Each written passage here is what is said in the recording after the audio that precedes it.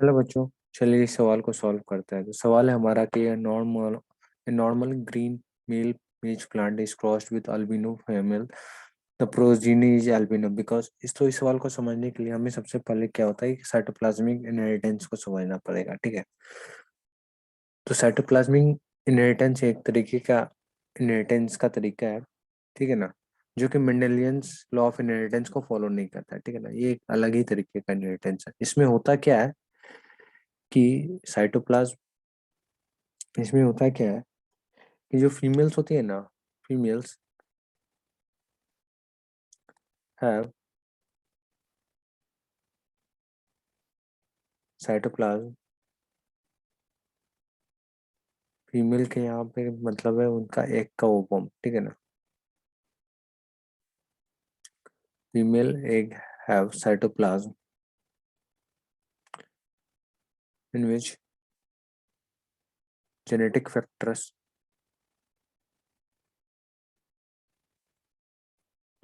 are present which influence the characters of its progeny। ये genetic factors आते कहाँ से? तो ये जेनेटिक फैक्टर जनरली आपके जो माइटोकॉन्ड्रियल जीन होते हैं या क्लोरोप्लास्ट जीन होते हैं या प्लास्टिड जीन्स होते हैं वहां से आते हैं। ठीक है ना, these genetic factors comes from the mitochondria, chloroplast or plastid. Each of them, each of them have their own DNA sequence। ठीक है, तब हो क्या रहा है कि जब नॉर्मल ग्रीन मेज प्लांट को जब क्रॉस कराया गया अल्बिनो फीमेल के साथ, तो जो प्रोजेनी है वो अल्बिनो है।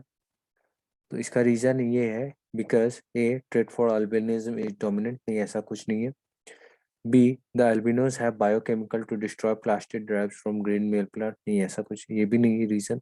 सी plastid are inherited from female parents, या ये करेक्ट ऑप्शन है। ठीक है, सी और डी देखते हैं लास्ट में, डी ग्रीन प्लास्टिड और मेल मस्ट हैव म्यूटेड, नहीं ये भी रीजन नहीं है। तो हो क्या रहा है कि ये जो अल्बिनो जब इसको क्रॉस कराया गया ग्रीन मेल मेज को,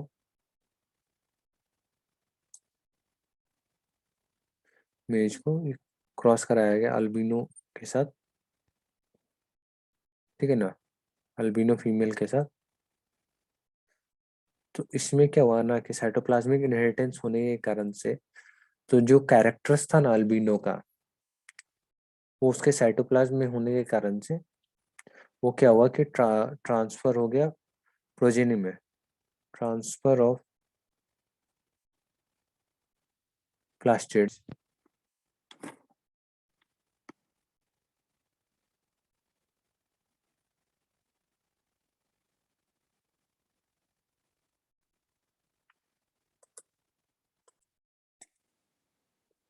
यहाँ में हो रहा है transfer of plastids from the from the cytoplasm of albino female. ठीक है ना, जिसके कारण से क्या हो रहा है कि ये जो आपका जो अल्बिनो जो बन रहा है, प्रोजेनी जो अल्बिनो बन रहा है, ठीक है ना, अल्बिनो, ठीक है ना, यहाँ पे अल्बिनो का मतलब होता है कलरलेस। ठीक है, तो ऐसा भी कह सकते हैं हम कि जो अल्बिनो का जो प्लास्टिड है,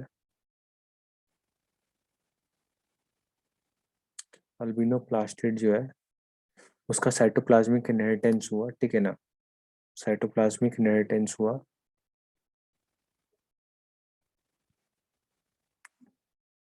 इनहेरिटेंस हुआ, जिसके कारण से क्या हुआ कि जो प्रोजेनी है वो भी अल्बिनो हो गया।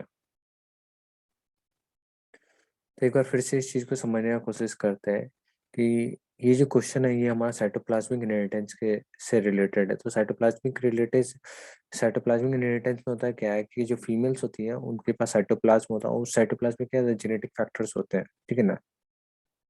तो वो क्या करते हैं, वो जेनेटिक फैक्टर्स क्या करते हैं, इन्फ्लुएंस करते हैं आपका कैरेक्टरिस्टिक्स ऑफ इट्स प्रोजेनी। और ये जेनेटिक फैक्टर्स आपके जो माइटोकॉन्ड्रिया में भी होते हैं, क्लोरोप्लास्ट में भी होते हैं, प्लास्टिड में भी होते हैं, which have their own DNA sequence.